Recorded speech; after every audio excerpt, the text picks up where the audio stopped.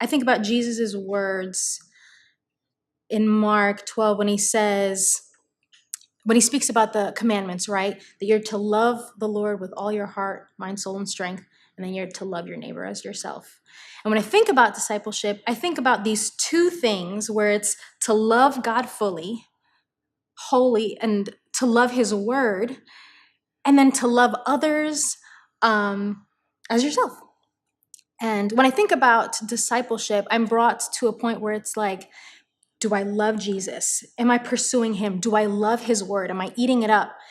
And then am I loving others around me? So I know that when it comes to spending time with others and pouring into others, we can't possibly think of adding one more thing to our schedule. There are way too many things consuming our time, our spaces. I mean, we have families and all of this. So we can't possibly think of adding one more thing at the end of the day. But what if we were to look at spending time with others in a way that we intersect our lives as opposed to adding things to our lives?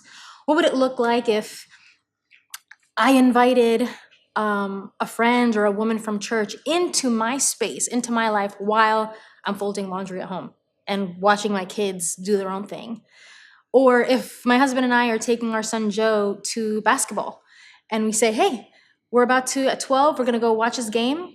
There's plenty of room on the bleachers. Do you want to come with? And just spend time with our family. What would it look like if we didn't see the burden of having to add one more thing, but instead be able to just intersect our lives? Because if we really are to believe that we are brothers and sisters, right, and that the church is a family, we should be able to invite people into this space. Now, the reason I emphasize time with people, but then also loving God and his word is because if we don't hold the love of God and his word tightly, then it all just becomes one big hangout. So what we don't want to do is invite people into the spaces devoid of thinking of Jesus, reading his words in scripture. I think it's really important because if we're not careful, then we're just hanging out. But if we're pursuing God together, reading his word together, and holding that as a standard, I think the culture of discipleship in our churches will become effortless. And I feel like that's what it should feel like, because we do love God. We fight to cherish his word, right? And if we're going to love others well, should be able to invite them into spaces that already exist.